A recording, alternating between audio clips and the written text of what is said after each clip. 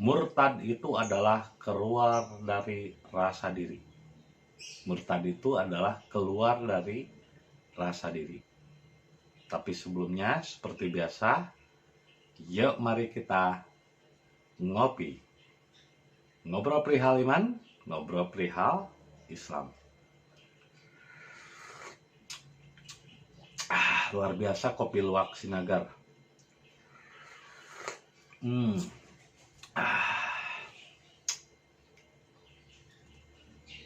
Tenang, santai, dan jangan dengan emosi. Jangan merasa pintar, tapi pintarlah dalam merasa. Relax, gak usah menganggap diri lebih hebat dan merendahkan orang lain, sehingga dengan meremehkan orang lain dan menghinakan orang lain itu sama saja dia menghinakan dirinya sendiri. Dan orang yang selalu merasa terhina sebetulnya adalah ada kehinaan di dalam dirinya. Makanya ini video khusus untuk orang-orang yang telah memiliki kesadaran. Bagi mereka yang berjuang untuk menuju kesadaran yang sejati. Tapi bagi mereka yang masih baru belajar apa itu Islam, skip saja video ini karena ini bukan untuk video pemula. Ini khusus video bagi mereka yang tingkatannya lebih kepada diri, bukan keluar. Ya. Jadi yang disebut dengan murtad bukanlah sesuatu yang keluar diri. Atau misalnya menuduh orang lain, mengencap orang lain. Justru murtad itu adalah ketika kita menuduh kekafiran, kesesatan kepada orang lain. Karena tuduhan itu hakikatnya adalah kembali pada dirinya sendiri.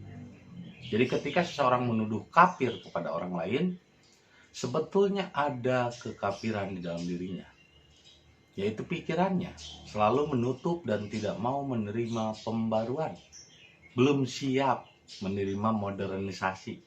Belum siap menghadapi kiamat. Padahal kiamat sudah terjadi sejak 2012. Ya, kiamat sudah terjadi sejak 1901. Jadi kiamat itu bukan kehancuran tapi kebangkitan Islam. Tapi Islam yang mana? Bukan Arab. Ya, Islam dengan Arab beda. Nah, yang sekarang dalam agama itu adalah Arabisasi, bukan Islamisasi. Karena Islam bukan diekspor dari Arab. Islam sejak dulu ada. Ya. Bahkan di Indonesia atau di Nusantara ini ada seorang nabi bernama Rakean Kalengkongan yang punya dua anak, yaitu Anwar dan Anwas. Dan mereka sudah dharma sejak dahulu. Makanya ada di dalam pupuh Asmarandana. Eling-eling mangka eling rumingkang di bumi alam. Dharma wawayangan baik. Dharma itu adalah berserah diri atau Islam. Ya, bahasa Arabnya Islam, bahasa kitanya Dharma. Jadi jelas Dharma atau Islam telah ada sejak dahulu. Bahkan sebelum Arab ada Dharma atau ada Islam, Indonesia sudah lebih dulu Dharma. Jadi Islam tidak diekspor dari Arab.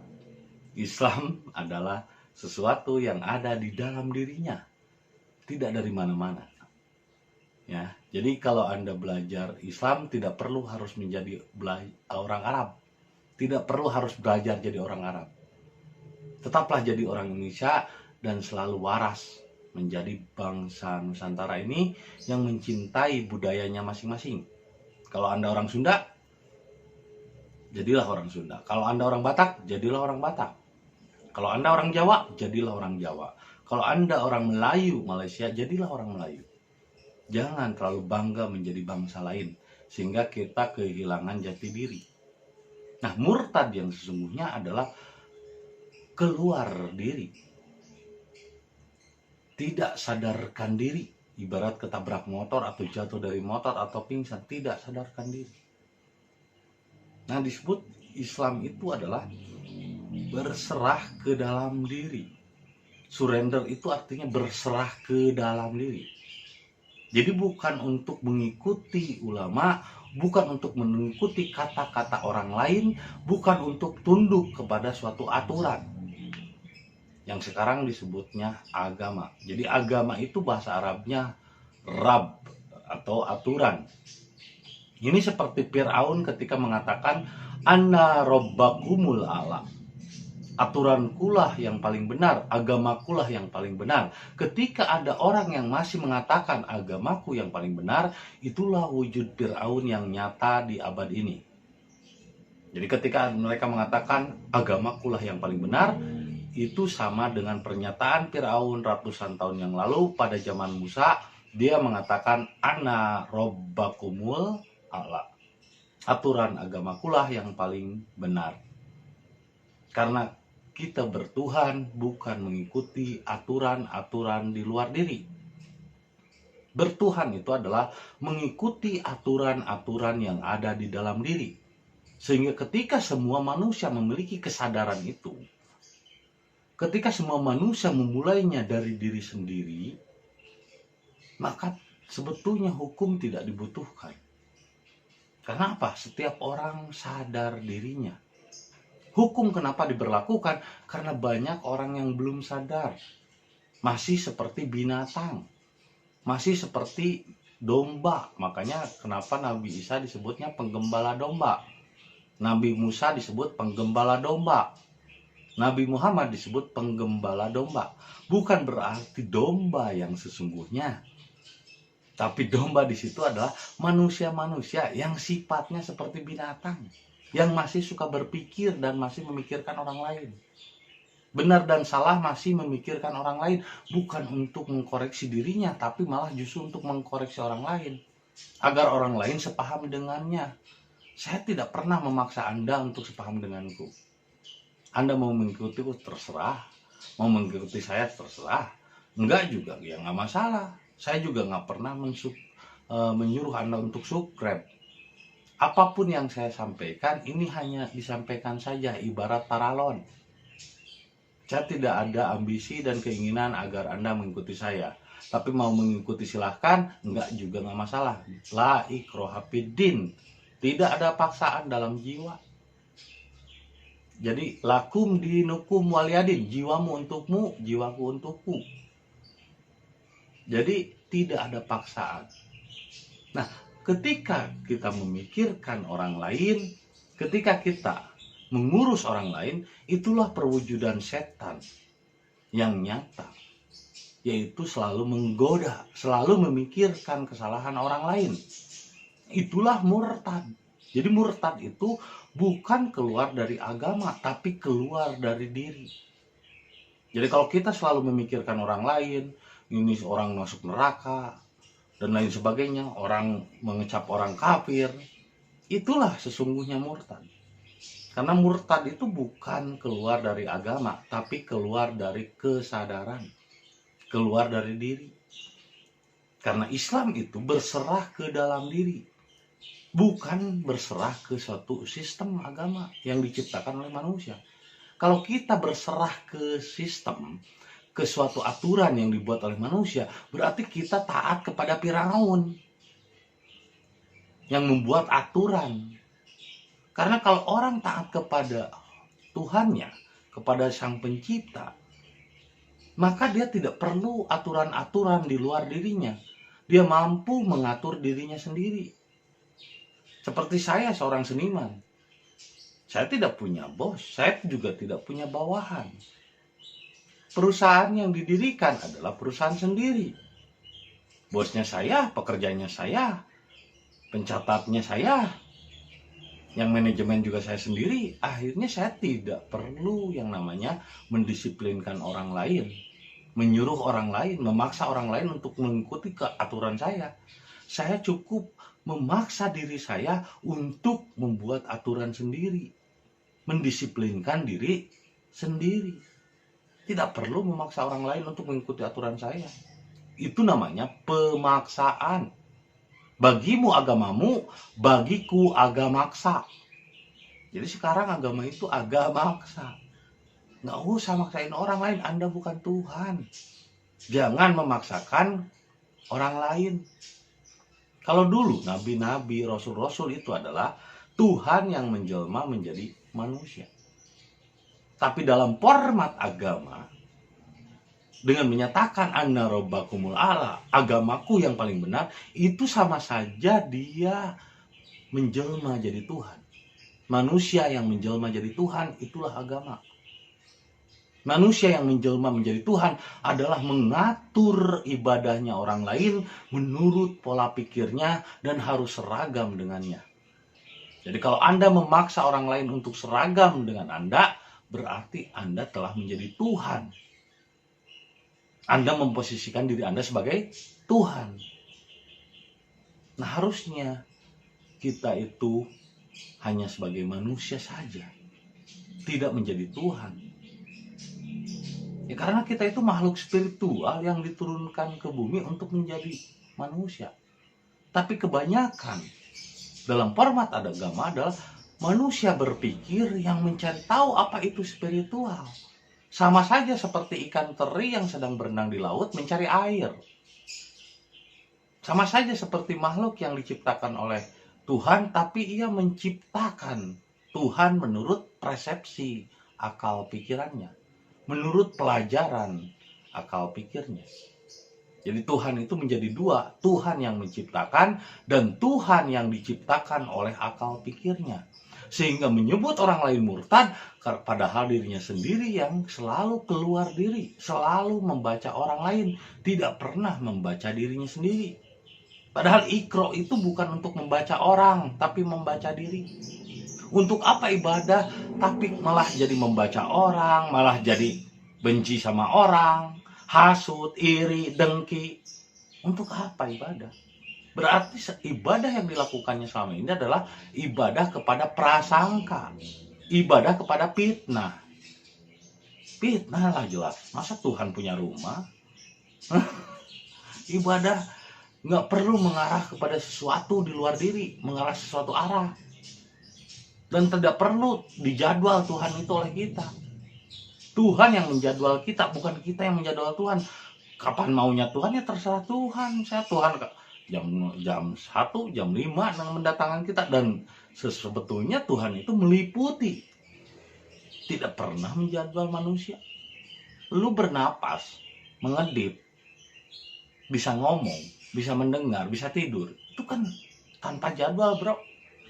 Artinya Tuhan meliputi tanpa jadwal. Nah, kenapa kita menjadwal Tuhan kayak remote control? Ya, Tuhan itu kayak TV, dikontrol sama manusia. Tuhan hadir jam 12, Tuhan hadir jam 4. Inilah manusia-manusia yang telah menjadi Tuhan. Bahkan Tuhan saja diatur oleh aturannya. Bahkan Tuhan saja diatur oleh kebiasaannya. Itulah murtad. Murtad itu adalah keluar dari diri, bukan keluar dari agama. Kalau agama adalah ciptaan manusia, agama itu adalah Rabb, agama itu aturan. Ketika ada orang yang mengatakan ana robbakumul a'la, aturan agamaku paling benar, itulah Firaun yang mengatur orang lain untuk sesuai dan seragam dengan pola pikirnya. Bagimu agamamu, bagiku agamaku. Maka keluar dari agama bukan berarti murtad, justru Anda keluar dari penjara. Keluar dari penjara jiwa, Anda merdeka jiwanya tanpa beban agama, tanpa kurungan dan penjara agama. Agama itu penjara bagi manusia-manusia yang sesungguhnya sedang mencari Tuhan, sedang mencari di mana nih Tuhan. Dia limbung. Akhirnya mencari Tuhannya keluar diri, menyembah suatu arah. Tuhan di remote control, di jadwal kayak TV. Itulah murtad yang sesungguhnya. Tapi kenyataannya justru orang-orang seperti itu yang selalu menuduh orang lain yang murtad, padahal sebetulnya dirinya lah yang murtad. Murtad itu ketika kita menuduh iri, dengki, benci kepada orang lain, padahal sebetulnya iri, dengki, dan bencinya itu ada di dalam dirinya.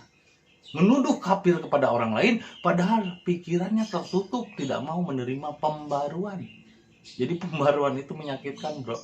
bagi yang tidak mau mengikutinya. Maka dia akan terlindas oleh zaman. Sama seperti ban mobil. Ketika bergerak, terus ada suatu batu yang diam, yang tidak mengikuti gerak dari ban itu, tidak mengikuti akselerasi dari pergerakan ban, maka batu itu akan mental. Jadi ketika bumi berputar, ketika kehidupan berubah, ketika ada pembaruan, lalu orang tersebut tidak mau mengikuti pembaruan tersebut, maka dia akan terpental dengan sendirinya dan tertinggal oleh zaman. Banyak kasus yang tidak mau mengikuti perkembangan, maka akhirnya dia akan bangkrut dengan sendirinya. Contohnya Nokia. Dulu pertama adanya handphone itu Nokia, tapi karena kesininya Nokia tidak mau mengikuti perkembangan zaman, maka Nokia pun akhirnya tertinggal. Jadi bagi Anda dalam spiritual, Anda tidak mengikuti pembaruan, maka itu menyakitkan. Jadi menyakitkan bagi mereka yang tidak mau mengikuti pembaruan. Jadi murtad itu bukanlah sesuatu yang dituduhkan kepada orang lain di luar keyakinanmu, tapi murtad itu adalah ketika Anda mencari Tuhan keluar dari diri Anda.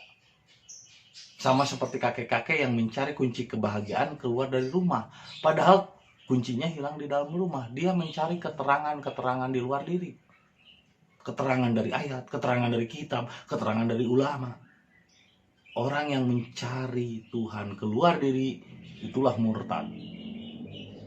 Sama seperti ikan yang berenang mencari air. Ikan teri berenang di lautan mencari air, itulah murtad. Jadi bukan orang yang keluar dari agama, tapi justru orang yang mencari Tuhan keluar dirinya. Orang yang menyembah Tuhan tapi mengarah kepada suatu arah. Padahal Tuhan tidak di luar dirimu, Tuhan itu meliputi di dalam dirimu. Berserah pun bukan ke suatu agama, berserah itu bukan ke suatu ulama, berserah itu bukan kepada orang, berserah itu bukan ke suatu tempat ibadah, berserah itu adalah ke dalam dirimu. Jadi ketika kamu berserah keluar dirimu, mengabdi ke orang lain, mengabdi ke ustadz, mengabdi ke kata-kata orang, mengabdi ke kata-kata kitab, itulah murtad yang sesungguhnya. Karena dia telah keluar dari diri. Jadi murtad bukanlah keluar dari agama, tapi keluar dari rasa dirinya yang sejati. Sehingga ia selalu memikirkan orang lain, selalu mencari-cari kesalahan orang lain, selalu menganggap orang lain di luar pemahamannya yang seragam dengannya, dianggapnya kafir, selalu keluar, selalu menggoda. Itulah iblis. Tugasnya selalu memikirkan orang lain. Itulah setan yang selalu menggoda. Menggoda itu adalah selalu memikirkan orang lain. Itulah jin yang pinter ngaji, ibadah taat, iblis juga ibadahnya taat. Kalau dikatakan taat, iblis juga ibadahnya taat, setan juga ibadahnya taat kepada Allah, bro. Tapi hasilnya apa? Kalau cuman menggoda, cuman memikirkan orang lain, menggoda itu kan keluar. Memikirkan orang lain, nggak perlu bro, nggak perlu memikirkan orang lain. Anda bukan Tuhan. Nggak perlu memikirkan orang lain, semuanya sudah diatur sama Tuhan. Ngapain juga Anda yang mikirin? Biarkan Tuhan saja yang mengatur. Tidak perlu Anda memikirkan benar dan salahnya ibadah kepada Allah. Itu harus Anda pikirkan. Kalau begitu Anda jadi Tuhan. Kalau Anda memikirkan benar dan salahnya beribadah kepada Tuhan, berarti Anda telah jadi Tuhan. Maka nggak usah memikirkan orang lain. Introspeksi diri, bacalah dirimu, berserahlah ke dalam dirimu. Kalau Anda memikirkan sebenar dan salahnya ibadah orang lain, berarti Anda telah menjadi setan, tidak sadar diri, dan belum menjadi manusia. Maka jadilah manusia yang pintar merasa, bukan menjadi setan atau jin atau iblis yang selalu merasa pintar. Itu saja yang bisa saya sampaikan siang ini. Semoga menjadi inspirasi bagi kita semua. Jadi murtad itu bukanlah keluar dari agama Islam, tapi keluar dari rasa dirinya. Karena Islam bukanlah agama, Islam bukanlah berhala, Islam itu adalah berserah ke dalam diri. Ya. Jadi jangan keluar dari diri. maka ikat coba kepalanya ya. Diikat. Kata orang Sunda, diikat kepalanya supaya pikirannya jangan memikirkan orang lain. Kalau Anda memikirkan benar dan salah tentang ketuhanan orang lain, berarti Anda telah menjadi Tuhan. Maka jadilah manusia. Jangan jadi Tuhan. Itu saja. Semoga menjadi inspirasi dan hidayah bagi kita semua. Dan jangan lupa, kopi ketika otak perlu inspirasi.